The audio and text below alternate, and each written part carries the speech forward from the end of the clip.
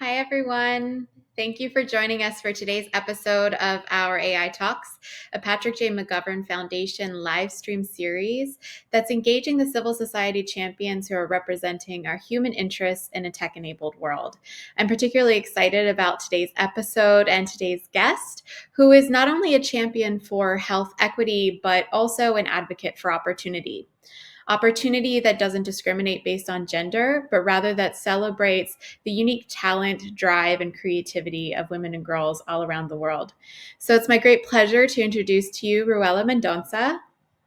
Rouella has over 15 years of experience building scalable, innovative digital solutions across biotech, global health organizations, and industry leaders like Microsoft. She is the director of product for artificial intelligence technologies at Audere, a digital health nonprofit leading strategy, innovation, implementation, and partnerships for Health Pulse AI to improve health access and outcomes in low and middle income countries.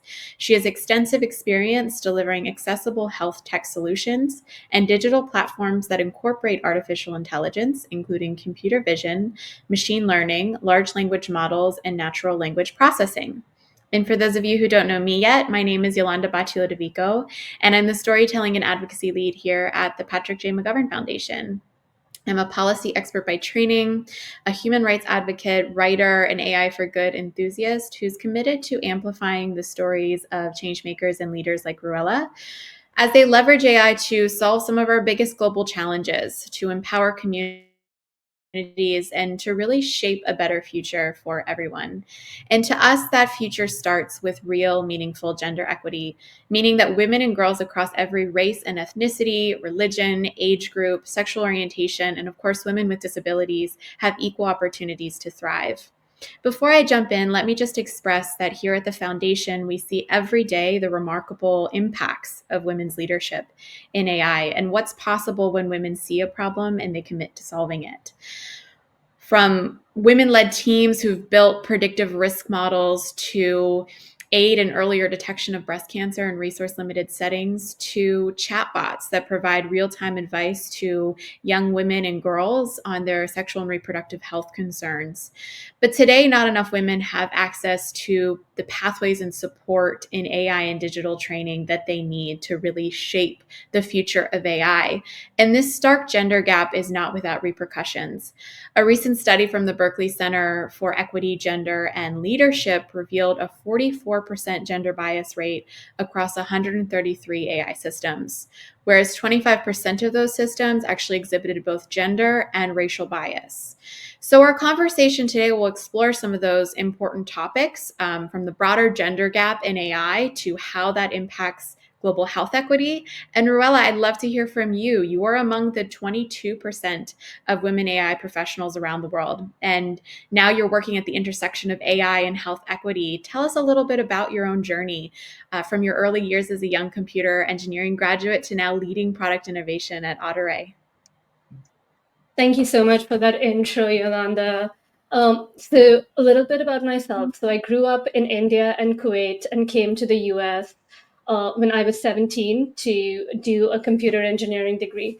I realized pretty young that I was good at computers in high school and decided that that was the field that I wanted to be in. When I was doing my computer engineering degree, I did my master's in cancer treatments using control system concepts before I landed an internship at Microsoft, which then translated into a job over there. While I was at Microsoft, I hopped between a number of different products, but my first introduction to AI was on language models, actually, before language models were all the hype. And I was working on them on early Surface products when they were first coming out. I've always been a tinkerer and I've always had like a short attention span. So I love learning new things and hopping between things. So I decided after a number of years working in consumer products that I wanted to work in the impact space, like a lot of women are actually attracted to in general. So I moved over to the Microsoft research team where they had a healthcare incubation team, and I worked over there on like population insight models and on chatbots. And I realized that that's the domain that I actually wanted to be in and bring my tech background to. I then took this further after I moved over to Adaptive Biotechnologies, which is a biotech company where I applied machine learning models to large amounts of immune system data to understand our body's adaptive immune system. I got to brush up on a ton of biology too at that time, which I had like left behind. And then again, with my limited attention span, I wanted to then try out entrepreneurship. So I did open my own startup and did that for a couple of years. It was primarily around using AI to bring more diversity to young children's books so that reading time could now be a more diverse time for them and they could see in characters themselves and people around them. And as I was doing this, Audere came along and offered me an opportunity I couldn't turn down, working on AI models to actually have an impact in the global health space. It was a fantastic team. I love the people I'm working with, and the impact we are having is on a regular basis. So I am blown away every day with what can be done with AI and the potential it has. So that's been my journey. I didn't all start with AI. That wasn't where I began, but I ended up over here and I'm now in love with it. That's wonderful. And I love the curiosity that kind of brought you to so many different fields. And I think curiosity is a crucial piece of sort of succeeding as any person in a field like AI, but across entrepreneurship and across global health. Another piece that I think is important and is interesting because it connects directly to the organization that you work at is bravery. So, in one of our first conversations, you mentioned that the name of your organization, Audere, means to be brave. It's a Latin word, and it has been many years since I took Latin, and I had actually forgotten that, but it was a nice reminder. And that feels particularly profound for our conversation, considering that women and girls around the world face really systemic and practical barriers that can restrict their freedom to access and use digital technologies and AI, much less become a leader in sort of shaping and regulating it in the future. So I'm curious, what were some of the major barriers and challenges you yourself encountered throughout your own journey in tech and AI? And then what helped fuel that bravery and determination to succeed? Um, yes, I was actually really excited when I heard the name of the company was Be Brave as well. It definitely was one of the attractors for me.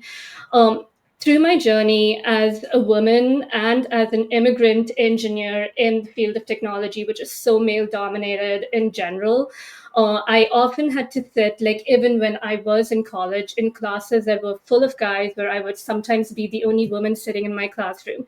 Even when I moved over to corporate America, I was often the only woman in the room.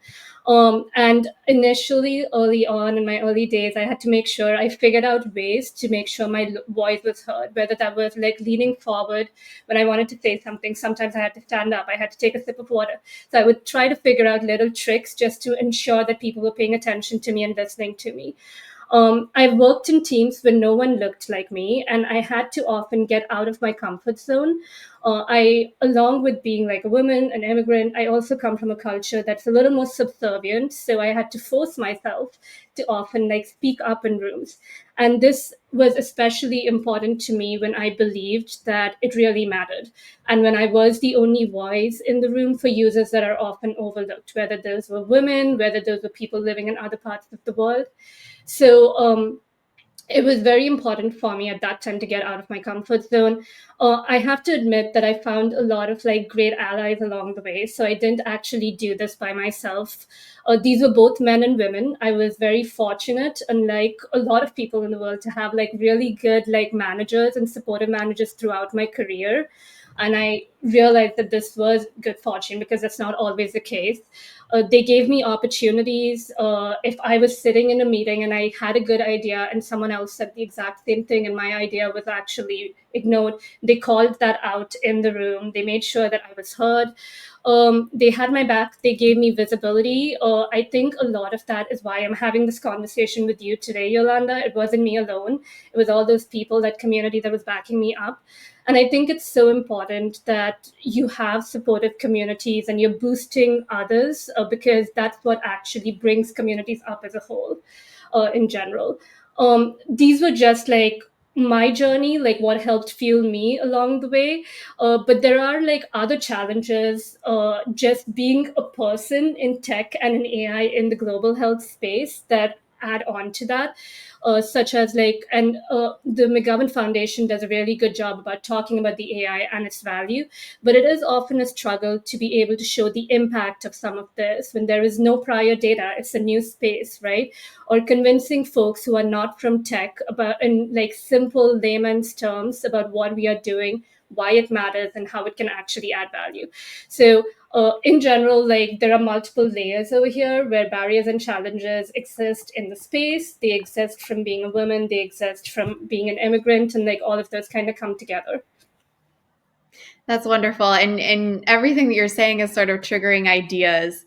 That's why I'm over here taking notes, trying to not miss anything. But you mentioned the importance of allyship and community building, which I think is so critical in the AI space, but across every social impact area, because we need to make sure, and you mentioned this as well, that women and girls, but just anyone who has felt like their voice hasn't been heard or has been suppressed in some ways, that they have a chance to actually come forward and share their interests, their needs, their aspirations, and feel confident in doing so. And I want to talk about how you're sort of creating pathways to do that. But also, the other thing that you mentioned, which I think is important, and I'm so glad you're here today sharing your story, is the importance of really demonstrating to folks who may not have a background in tech. I know I don't have a background in tech. I came into AI a few years ago, and I'm learning as I go. Showing them how AI can add value to their lives in ways that they understand and that they resonate with. So let's jump into how you're doing that. You're in the field of global health, and AI is transforming global health and enabling groundbreaking advancements in everything from primary care to early diagnosis of communicable and non-communicable diseases to different therapies and vaccines, right? So tell me a little bit more about how Audere specifically is using AI to transform healthcare, particularly in low and middle income countries. Yeah. So you mentioned this at the beginning, but we are a nonprofit. So Audrey is a nonprofit. We are co-headquartered in Johannesburg and Seattle with like a global team. And basically, Audrey's mission is to actually bring new digital health tools, AI, to actually solve global health equity problems. So we use AI to address a couple of different health challenges. So today there's a lot of fear and stigma, especially in certain conditions such as HIV. So in this particular case, we use large language models as an AI companion tool, which can actually counsel young girls or young people who actually need access to care and actually need to do more self-care. so empower them with information. When you look at this field of diagnostics, there's a lot of misinterpretation that actually happens with rapid diagnostic tests. It is very important to have trusted surveillance data. There's a lot of lack of decision support for often overworked community health workers who are usually doing volunteer work, and they're often women actually out there. And you can address a lot of these barriers using computer vision to ensure that you can get trusted results and that this acts as a decision support tool. Um, there's a lot of health workers out there who, as I mentioned, are overworked, and it's important to allow them to focus where it matters most, right? So, like, which patients actually need my attention right now? Machine learning and predictive analytics, Audere applies that in order to help with prioritization of these tasks. And then, because you're actually reaching out to extremely vulnerable populations, it's also important. And another area that we look at is having an automated monitoring and evaluation framework to ensure that we have transparency, safety, and ethical AI that's delivered, that's serving the purpose it's intended to serve and causing no harm. And the last thing, which is actually a project that we had funded by the McGovern Foundation, is figuring out how we can democratize AI a little bit more. So, in a lot of countries, there's a lack of local capacity building where the skill sets may not exist. So, we are doing a lot of work to actually automate model creation so that anyone, anywhere can now create models. This helps local innovators who may not have the skill set to actually build models that can serve their communities. They have the local context, they have that information, and with this automated framework, they can now create their own models and actually have them deployed in their communities. That's amazing. And I love that piece about sort of bringing power to the communities, democratizing AI capacity. I want to get more into some of the specific tools and products that you've developed, particularly your AI Hive program that deals with HIV among adolescent girls and women. But I wanted to ask a quick question first about sort of the empowerment piece. I think about, you mentioned that many community health workers are often unpaid. They're acting as volunteers a lot of the time. I'm wondering if there are pathways, if we create this sort of sustainable model of them contributing to AI creation and development, are there pathways to financially compensate their potential contributions to AI tools and data sets? And how can we make sure we're doing it in a way that is respectful to them, that is ethical and equitable, and really sustainable for governments in the long term? Yeah, absolutely. That's actually something we think about pretty deeply at Audere because we are definitely a very women empowerment company in general. A lot of these community health workers, they're doing it literally out of the goodness of their heart because they actually care about their communities. But they are like working day to day. I was in Kenya for a workshop just recently where we met a lot of these community health workers, and a lot of them, they get paid, but they get paid really low wages a lot of the time, which is barely enough to actually get by day to day. Some of the areas that we have been thinking about is how can we involve community health workers more in. So if you actually think about artificial intelligence, there are many phases to it. A big portion of it is creating data, training data, labeling data, annotating data so that you can use it to train models. Today, there are a lot of organizations that we work with, local organizations that help us with this data creation and labeling. We have been thinking increasingly about, can we actually use community health workers who have the knowledge, who have the skill set to actually do that labeling and actually distribute some of the funding that we currently put towards labeling to the community health workers. Are there ways that governments would actually support that in the future to actually make sure that the products that are being built for these community health workers and distributed to these health workers are also informed by them? Another way we are actually already involving community health workers in a lot of our programs is thinking through, whenever we actually are designing a new product that involves community health workers, we are always very cognizant to make sure that those community health workers, when they are actually involved right from the beginning. So when we're actually designing the products, we have workshops, we bring them in, we listen to their voices, we ask them what's most useful to them. We try to understand what their day-to-day actually looks like. So we are building things that will actually make their life more efficient. So there's the whole like financial compensation, but there's also like, could they actually save time and be able to do more, get more time for the more high focused tasks, because now AI is actually helping them be more efficient and helping them with their day-to-day life.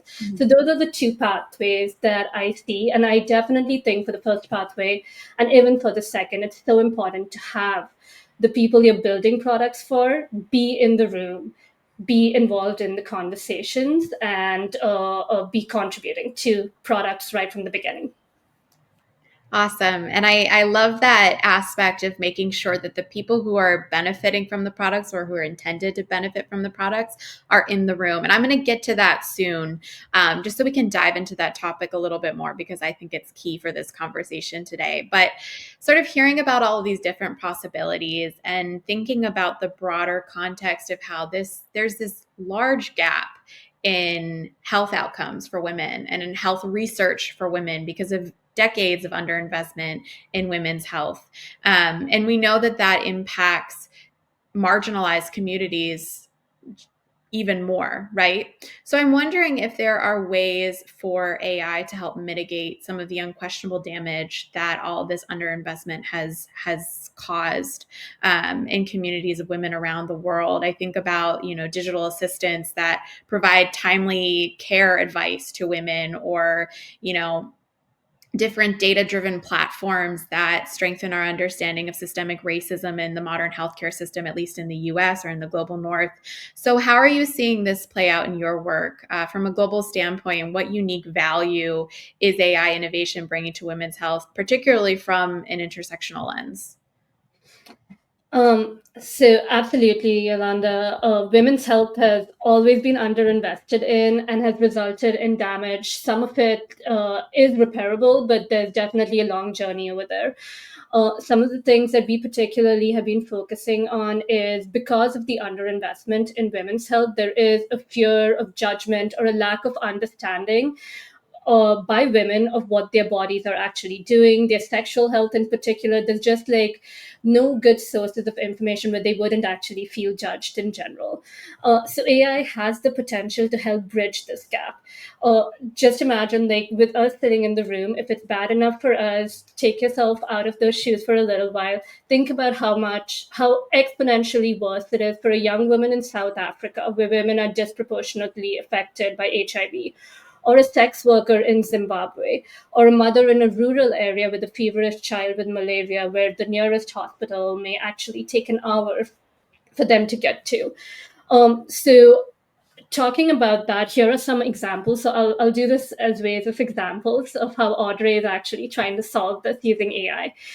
So you mentioned the AI Hive program that we actually have ongoing right now in South Africa with an organization called Shout It Now that provides services to adolescent girls and young women. Adolescent girls and young women, in particular in South Africa, are very high risk of acquiring HIV in general. So it is super important to reach them early and put them on preventative care where it's required. Um, just recently, we had a case like in the program where a woman actually came into the program. She was super stressed. The first thing she confided in was in the AI companion, where she shared that her husband was actually cheating on her, that she was feeling a little suicidal. And the whole goal was to make sure that she was connected to a clinician, she was connected to helplines, and she got the right care. She did. That was like one of the stories that went really well. She got connected to PrEP, which is like preventative treatment. She got connected to a suicide helpline, to a clinician, and she continues to actually check in to make sure with the clinician to ensure that she's actually connected to it. So this is truly life changing, and this is just like one example of that. A similar program to what's happening in South Africa, we're doing in Zimbabwe later this year, which is for sex workers and women on the edge of sex work. Over there, it's a slightly different perspective because we have to almost think about what they want out of these tools. So in this particular case, the AI companion actually provides them with guidance. You have to understand that for these women, like, they're already being stigmatized, they're already being judged. So where do they actually find find this like personal place where they can connect. They have jobs, but they also have other jobs that they would be doing, and if they got like more money out of those other jobs, maybe they wouldn't be sex workers. So navigating these kinds of like pathways is delicate. I'll go back to this is why it is so important that the AI is safe and it's providing the right guidance as well. But these are the kinds of things that, like, because of an underinvestment in research, we have to support women out there right now who actually need like help right now. And then I can talk a little bit more later about like how we can think about like actually bolstering research as well to help fill the gap. The last example I'll talk about is we also work in a lot of malaria programs, right? And women actually manage the health of their entire families a lot of the time. So they're not just the people managing their own health, they're thinking about their kids, they're thinking about their husbands or their wives, like they're managing their family's health. And AI can help ensure that they are getting the right treatment, right, at the right time. So whether that's early diagnosis, whether that's actually making sure they have access to remote care wherever it's needed, whether community health workers are empowered when they're actually talking to these women. So these are the kinds of programs that we are doing. We are actually reaching more vulnerable populations, bringing them to care, having quality diagnostics actually built in, and then predictive analytics to actually make sure that all of these insights that are coming are shared so they have an end-to-end care pathway. Mm. That's incredible. And a lot of the things you're saying is resonating with, the work that we do at the Patrick J. McGovern Foundation. We want to see AI tools being built with and designed with empathy in mind. And I think the way that Audere and the way that you approach your work is filled with empathy, making sure that we're finding ways to provide holistic care to women and girls who need support, but then also really understanding their experiences and what their interests are, as opposed to sort of coming into the situation and having our own preconceived notions and biases, which is really critical. And I think about, just the agency piece. You mentioned that women often care for their entire families. And I think about my own mother, who is a nurse and has always been the person who's putting her needs aside to make sure everybody is healthy. She's the last one to get sick from everybody else while she's taking care of everyone. So making sure that women have agency while they're using these tools, and then going about it in an iterative way, so that we can find ways to continually improve them and make sure these tools are serving their needs. I'm wondering if there are pathways, and this brings me to another one of my questions, about having women contribute to the design of these tools, sometimes even lead the design of these tools, and how important it is for women's voices to really be included in the ongoing AI-enabled transformation of the healthcare ecosystem. I'm wondering if there are pathways to sort of co-creation of tools with communities that Audere is piloting. Yeah. So one of the things we definitely understand at Audere is you cannot build tools and AI for half the world's population without actually including half the world's population in the design of those tools. So the one thing is it is so important for women's voices to be always included. So we, as I mentioned, we do workshops at the start of every program to ensure that if it is actually a product that is being built for women, the people, and not just any woman, right? It's like, I'm a woman, but I will never understand what a sex worker in Zimbabwe is actually going through. So you almost need to truly understand what their day-to-day looks like, what their problems are, what their challenges and barriers may be. So again, like involving women right from the beginning in the design approach is super important. But there's also other aspects. When we're doing these workshops, if we do focus group discussions, and they are maybe adolescent girls and young women that we are actually talking to, they will likely be more comfortable talking to a woman. So this goes back to, even in organizations that are building AI, it is so important to have representation because they will bring a different, diverse perspective to things. Our brains, our lives actually function differently. So actually being able to have someone who looks familiar, someone who you think will actually understand your problems, allows people to actually open up more.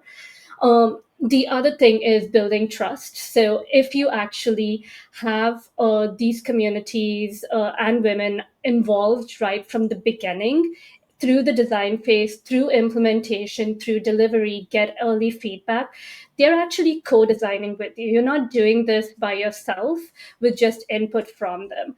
You're co-designing with them. They feel a certain sense of trust and responsibility in the product because this is being built particularly for them. And that is definitely something that we pioneer with every solution. And we approach every solution differently. Just because we design something for adolescent girls, we understand that the same thing does not apply to sex workers. So actually thinking about that differently and taking a clean slate and a brand new approach where you're actually listening is very important. And Yolanda, you mentioned this that your mother was responsible for the health of your family, right? But it's a really great point because if you're not actually taking women's voices into account right from the beginning, you're not just putting that half of the world's population's health at risk, it's the entire world's population health at risk because if they are responsible for their family. So it's not just about women, it is about a healthier world in general. Yeah, that's a great point, and it really brings me to my next set of questions because this is a conversation about global health equity and women's health, but it's also a conversation about the broader gap in opportunity and the gender gap in AI. And I think the fact that you brought up about if we're not taking care of women's health, we are affecting everyone. Everyone is being affected by this. And so I'm interested to sort of bring in the economic piece, and I never want to reduce a critical human rights issue to economic incentives. But I think it's worth saying that the World Economic Forum recently did a study with I think the McKinsey Health Institute in 2024 that closing the women's health gap could unlock up to $1 trillion by 2040. And the AI Forward Alliance, which is an alliance that was started by one of our partners at the Patrick J. McGovern Foundation, Technovation, they found that by doubling the number of women professionals in AI over the next 15 years, that could unlock up to $212 billion globally. So it's worth noting that this is something that benefits all of us. We all benefit from women being healthier and more empowered. So I'm curious to hear your thoughts on that. How can governments and private sector stakeholders really step up and help change the game for advocates like yourself who have been fighting the good fight and ensuring better outcomes for women? Yeah, that's a really good point. So I'll start with a quick example just to drive I think the problem that you're talking about home, right? So AI provides output based on what it is trained on and the input that it's actually provided. So I don't know how many of you actually remember, but when Vision AI tools first came out, there was this whole experiment where it was asked about women's careers, right? And you could see that the output from that was there were a lot of women's images that were coming out as homemakers, or there were you could not when you ask for careers for men, you'd see doctors and you'd see engineers, but you wouldn't see that for women. So, what's going into the AI tools that you're actually building is what you're getting out at the end. So, there are a lot of assumptions that are built in right during data collection and right at the beginning. So, one of the things I think that governments, philanthropy, private sector stakeholders need to do more of is actually have more investments in research for women in general in the health space because a lack of training data then translates to a lack of good data that actually goes a lack of research translates to a lack of training data for AI, which translates to a bigger gap over here. So actually trying to fix what is at the beginning actually matters. So think about perimenopause, right? There's such a lack of research around it. How can AI be trained on what does not actually exist right now? So we are already being left behind because the research doesn't exist for AI to be trained on. So I think for philanthropies, for governments, it is so important to be conscious about including women more representatively in research, know the gaps, try to fill them, not just in AI models, but also in domains that actually feed into the AI models. Uh, there's regulation. I truly believe that regulation is going to be important from governments. Governments need to involve women and men, technical people, folks who understand AI, not just from the private sector, but also from the public sector, to be able to build regulation that's actually serving women, serving people out there. It's important for organizations to hire more women to bring in those diverse perspectives because they care about these problems on a more personal level. um, but it's also ensuring representation in government and leadership in these organizations is important, but also making sure you have voices of communities in the room when you're designing government programs or putting out new grants out there. Even if a sex worker is not going to be hired in a government role, if you're building a program that's actually serving sex workers, how do you make sure that their voices are actually heard right from the get-go? Um, it's also important to invest more in women-run programs or programs where women are in leadership roles, to actually have more role models out there for younger women, to encourage them right from the get-go to actually get into the field, have their voices heard, know that things are possible. And this is not about ignoring men who are also doing very impactful work. It's just about bridging a gap that is so wide it already exists and making sure you have more representation in there. And then I mentioned the startup that I had taken on a little while ago, but education matters as well, right? So actually ensuring that girls have opportunities from when they're young. Mm-hmm. So having government programs in the education space to encourage both men and women to actually study more, make sure that stereotypes that exist, like have programs to actually remove stereotypes, gender stereotypes that prevent many women from maybe getting into the space of tech or in AI, is going to be important to actually strengthen society in general. Mm-hmm. I think those are all great points, and I agree on every single one of them. And I just think about, how many times has a woman gone into the emergency room and had a heart attack misdiagnosed as a panic attack, because there's not as much research on how women experience heart attacks compared to how men experience heart attacks. I think there was I won't name the AI tool or the AI company, but there was a popular tool that actually misdiagnosed a woman's heart attack because of that as a panic attack. So these are really big challenges. And I think it calls to mind another issue when it comes to women's health is we need to take a comprehensive approach to it. You mentioned there wasn't as much research on perimenopause. I think there's a lot of focus on maternal health, definitely still gaps that need to be filled there, but let's talk about perimenopause. Let's talk about endometriosis. Let's talk about how women experience different communicable and non-communicable diseases. These are all important areas to expand our research. And I'm curious, just thinking about all of these sort of challenges or maybe opportunities ahead when it comes to women's health, when it comes to gender equity in AI and in research. Are there any areas that you feel that we should be prioritizing in the next 5 to 10 years, by philanthropy, by public policy, whichever stakeholder you want to talk about who really needs to be listening right now? Yeah, definitely. I think there needs to be.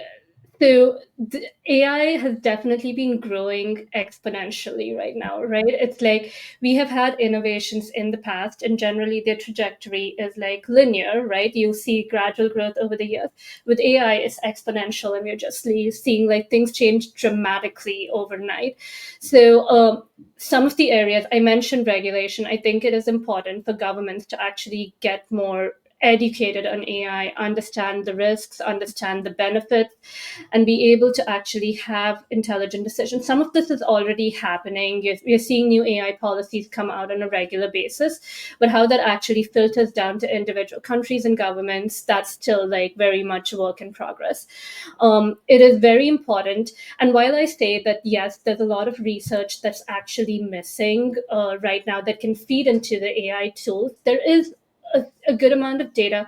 So I think it is important to also make sure that these AI tools are being put into the field, they're actually being tested, that we are collecting data that could feed back into research or could feed back into development as we go along, because we don't want to end up in a space where we are spending so much time on one particular siloed portion of things. Like we could say that we are going to focus on infrastructure, and then like the rest of the world has already taken AI and flown, and it's reached like such a point that it's already too late now for the other part of the world. It's just focusing on infrastructure.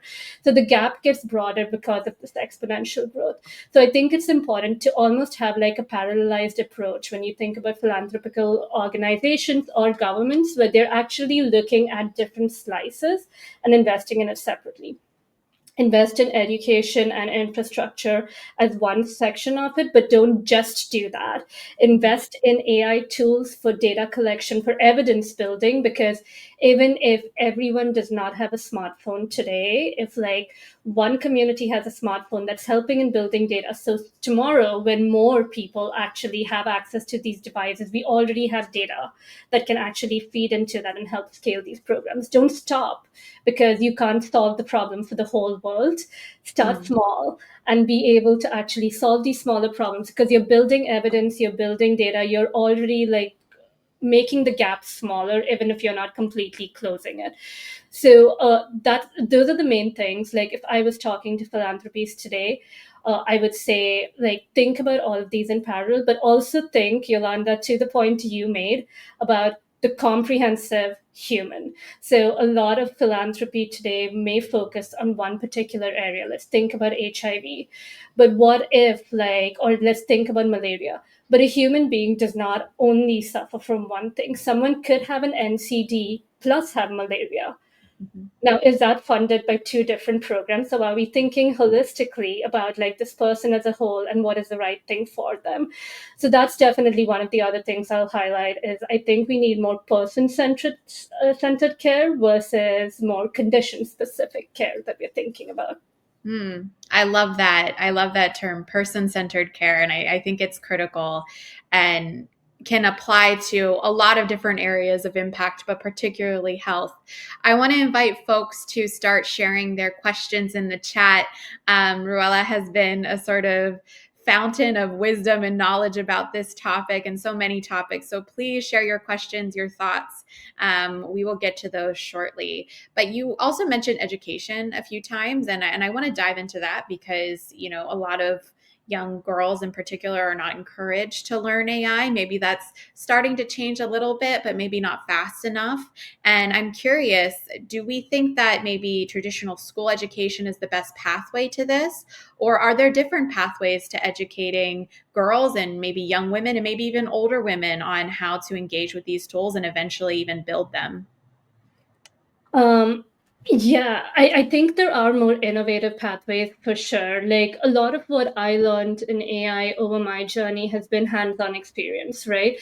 But Mhm. that's changing. There is a lot more education that's actually happening. I think just like encouraging curiosity in education has been kind of taken a backbench, where like students should be encouraged to actually speak more. So there is definitely, I spoke a little bit about this, like in a lot of communities, there's definitely like a gender gap where boys are told that these are the careers they should actually be doing. Women are told to focus on different things. So I think there's a civil society thing, and then there's an education thing from like a curriculum perspective on what needs to be done.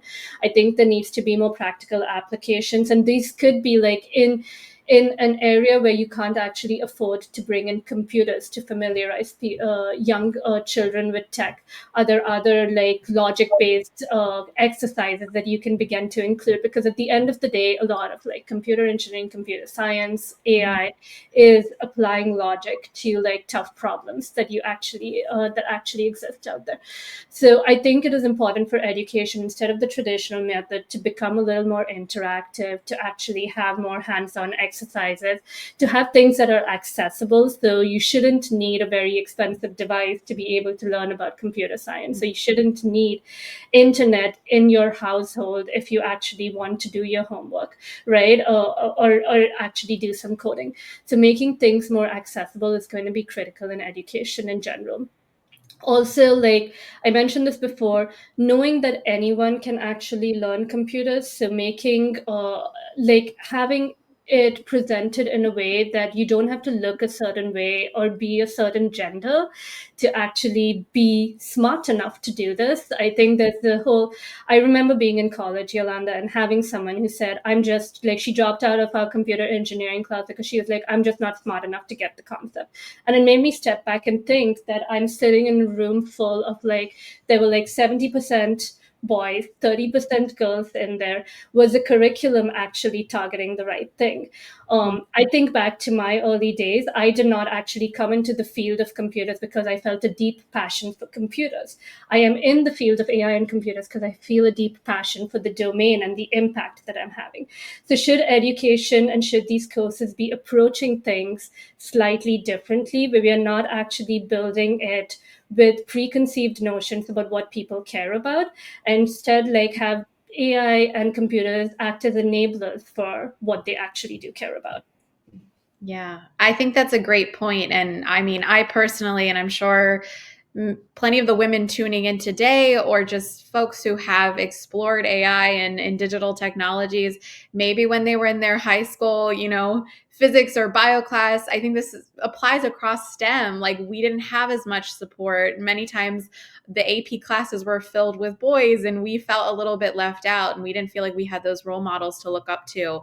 And kind of thinking about how we can create a better future for the younger generation, and also thinking of ourselves as constantly learning. I mean, even as adults, we have opportunities to learn about these things, and we don't have to just consider our traditional education is over and we can no longer learn coding or AI or how these tools can impact our communities.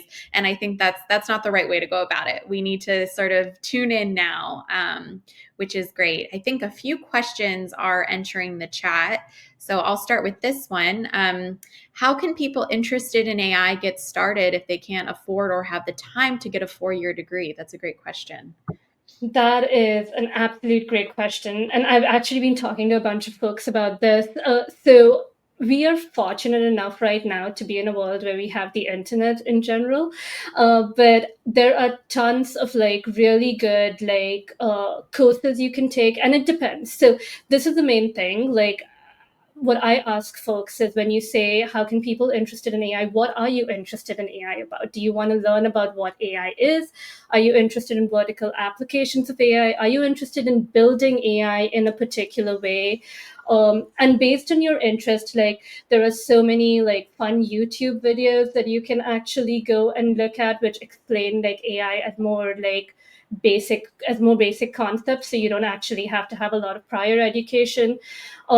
I love like if someone actually says a word that I have never heard of before, because I don't know everything, right? I will actually go into Google or into a tool and just be like, this is my favorite thing, ELI 5, which is like explain like I'm 5. And someone will actually be on there and break down concepts to like really simple terms in general. I think just using tools like that is like super interesting. It is also interesting to always take the perspective, if I don't know something, that's fine. I can actually learn about it, go search about it. I also use generative AI tools almost on a regular basis now. Like, it will help me. So if I'm running into an issue where I don't understand something, I will usually ask ChatGPT or Claude or something that I have available. Hey, what does this really mean? Could you explain this to me in more like simple terms? So I think like first understand what you want to get deep on in AI, and then there are tons of tools. You may not need a 4-year degree to actually ramp up on it. However, there are courses, if that's the way you go. Like, different people have different learning styles. There are courses that are introductions to AI and going up to like having more advanced courses if you need those. I love those ideas. And I also love that explain it to me like I'm 5, because I always find that when I'm confused about something, that's what I need as well. I need pictures. I need you to explain it to me in very simple terms. So that's awesome. We have a few more questions. What specifically on AI regulation do you want to see over the next few years? I want to see more AI experts from both the public and private sectors actually involved in conversations around AI regulation in general. And what I would like to see is, one, ensuring that the kinds of AI regulation should be around safety, right? So ensuring that when you're actually putting AI tools out there, that they are actually safe and what is the model you follow. I think it needs to go a step further where the regulation should dictate how you're actually measuring the safety and efficacy of your tools. Because if today we are in a world where every organization is defining the standards for themselves. Mhm. Someone may be evaluating their AI on like 4 pieces of data. Another company may be evaluating it on hundreds of pieces of data. How are you actually comparing efficacy of those two tools? So having like standards that can actually ensure that, one, you have a standard that's actually defining that your AI is safe. What are the checks you're doing? What processes are you actually following? Two, you have a way that you're actually demonstrating how you're evaluating your AI, whether these are report cards based on running it on the same set of data. So everyone who's building a computer vision tool is using the same set of data for this particular use case, so that you're actually comparing apples to apples versus like coming up with something that's more generic. There's also a lot about like data use, like what data are you actually using, how are you using it, how are you storing it, like how are you de-identifying it.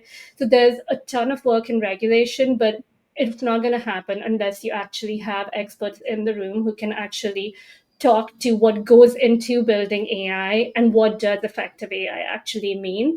Um, and an openness to standardization where everyone can actually be on board with it. So if you want like a medical device approval or whatever exists, like a POPI or a SAPRA approval in South Africa, these are the hoops you actually have to jump through to actually get to that point.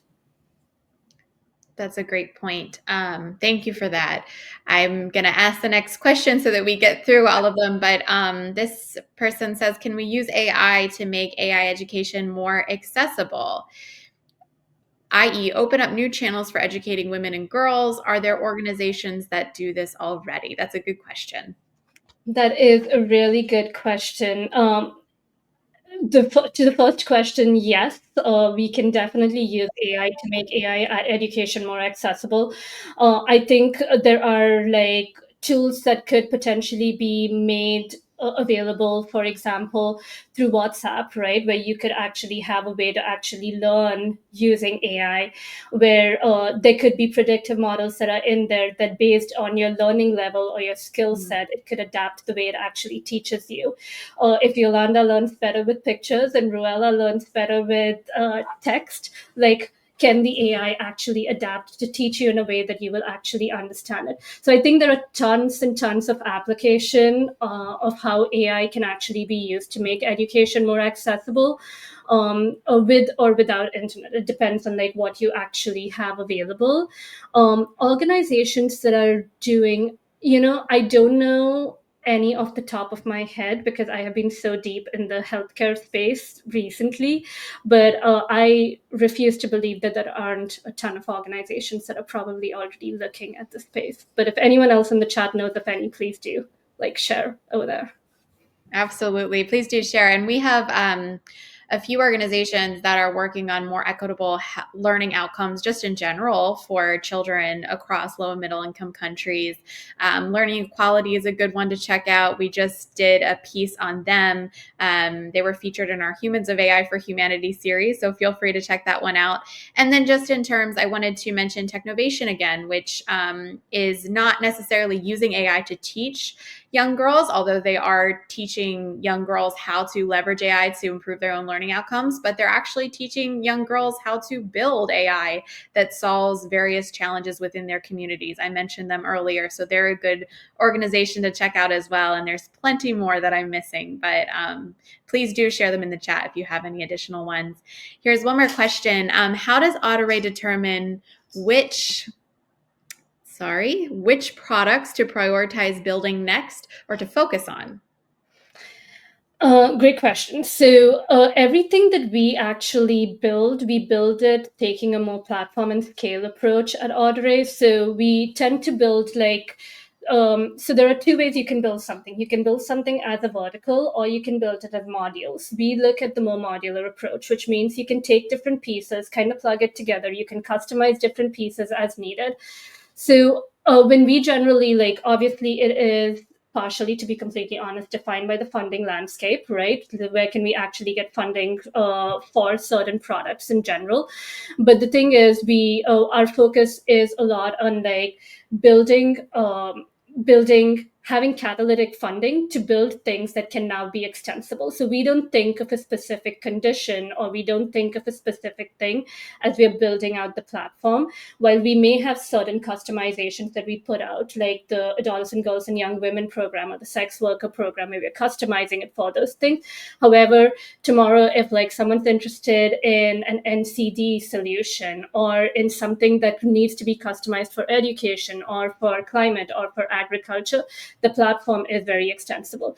So our main goal is, let's build something once and then be able to actually reuse and extend it across different solutions, because a lot of the AI components we look at are generally fairly flexible. Mm. So when we decide on what to do next, I think it's a lot of like biz dev prioritization. We think about like, how much do we know about the actual job that needs to be done? We also think pretty heavily about, is AI the right solution over here? Because sometimes like someone may come to us with a problem, we're like, but you could solve that without AI. Do you understand the implications of using AI in this particular thing? And then we actually think about, is our solution the best solution for this particular one, or do we need to build something new that can then be extensible? Yeah. That's awesome.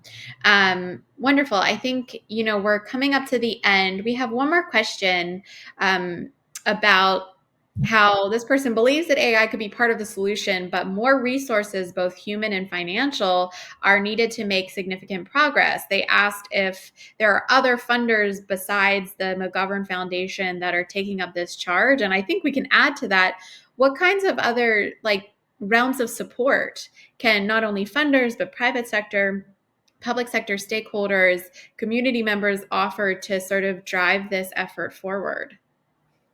Uh, so that's a really good question. So the I think the support needed is, one is like thinking about like more of these like more customizable, scalable solutions that could be used across. There are definitely funders. So McGovern is definitely a big funder in AI solutions in general, and we appreciate that deeply, because it allows us to invest in more like, a lot of AI is also research, and like allowing us to be able to do more R&D so that we can build products that can eventually turn into real impactful products in the field is always super great. The Gates Foundation is another foundation that actually gives us a lot of catalytic funding for our AI work in general. So there are funders that are taking up this charge, and it is increasing, and we hope it is increasing with the visibility and the evidence that's actually coming out in this space. But the other types of support is just like making more connections between different funders, different grantees, right? Because, like, for example, if we have an AI tool and another grantee has a use case, how can those connections be made, and how can foundations actually help make those connections? How can we ensure we're not reinventing the wheel like 15 times? If like two of your grantees have like the right tech for this, can we not like fund 15 other projects, but instead figure out what is the gap and actually decide to fund that and get grantees to actually work together? So incentivize them in some way to actually build things that complement each other versus building the exact same thing in a slightly different way. So those are some of the areas where I definitely think it would be really great for philanthropies, for funders who are keen in the space, to actually see where it actually matters. And again, the same thing I said about regulation, be able to evaluate all of these different tools to know like what needs to be invested in and where you need that additional investment.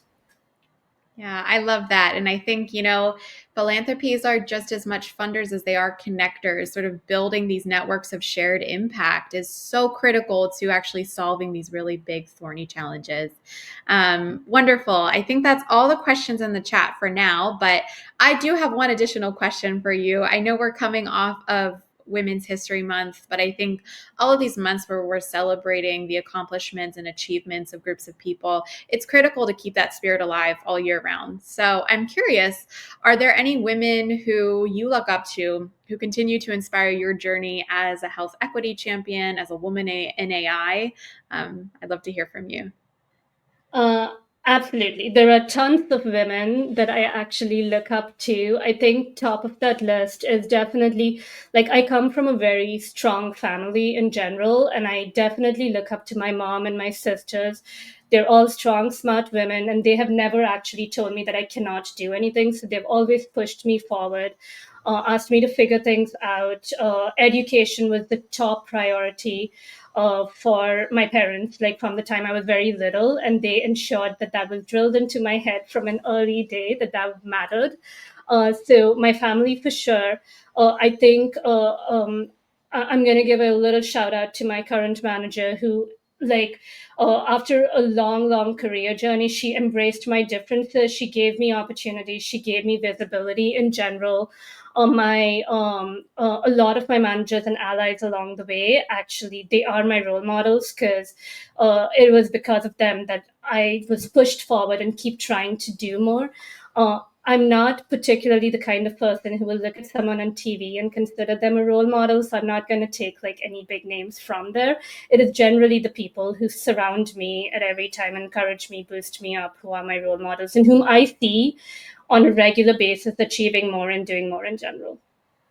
Awesome. That's wonderful. Thank you so much for sharing that. And it seems that I think we all have at least a few, if not many, women we look up to in our lives who really pushed us forward on our own personal and professional journey. So I appreciate you sharing that.